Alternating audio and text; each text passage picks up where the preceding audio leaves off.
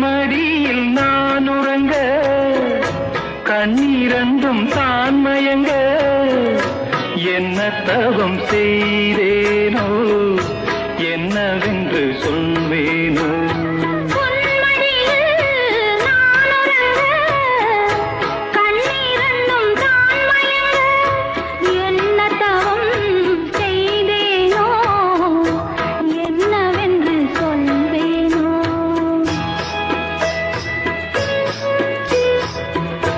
ஏழ் பிறப்பும் இணைந்திருக்கும் சொந்தம் இந்த சொந்தமம்மா வாழ்விருக்கும் நாள் வரைக்கும் தஞ்சமுந்தன் நெஞ்சமம்மா.